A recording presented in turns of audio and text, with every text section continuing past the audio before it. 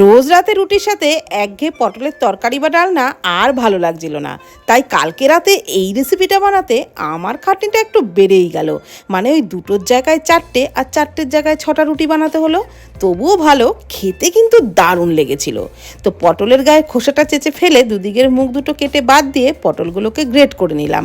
আর দানাগুলো ফেলে দিলাম মিক্সির জারেতে। আদা, কয়েক দানা কাজু দিয়ে দিলাম, অল্প কয়েকটা গোলমরিচ, একটু এলাচ দিয়ে দিলাম, কয়েকটা কিশমিশ, মৌরি আর দুটো কাঁচা লঙ্কা। অল্প জল দিয়ে সমস্ত মশলার একদম মসৃণ করে পেস্টটা তৈরি করে নিলাম।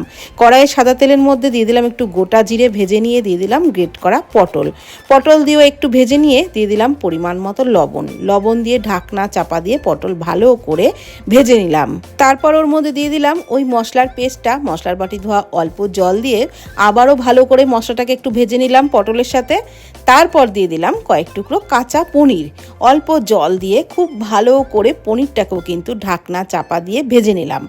একদম মশলা ভালোভাবে কষিয়ে নেওয়া হয়ে গেলে, পটলের থেকে তেল ছাড়তে শুরু করলে দিয়ে দিলাম অল্প জল, একটু চিনি দিয়ে দিলাম, একটা চেরা কাঁচা লঙ্কা দিয়ে ভালোভাবে ঢাকনা চাপা দিয়ে ফুটিয়ে নিলাম। একদম গা মাখো হয়ে আসলে একটু ঘি ছড়িয়ে নামিয়ে রুটি হোক পরোটা যা কিছুর সাথে খাবেন, এমনকি পোলাও ফ্রাইড রাইসের সাথেও এই রেসিপি ফাটাফাটি লাগবে।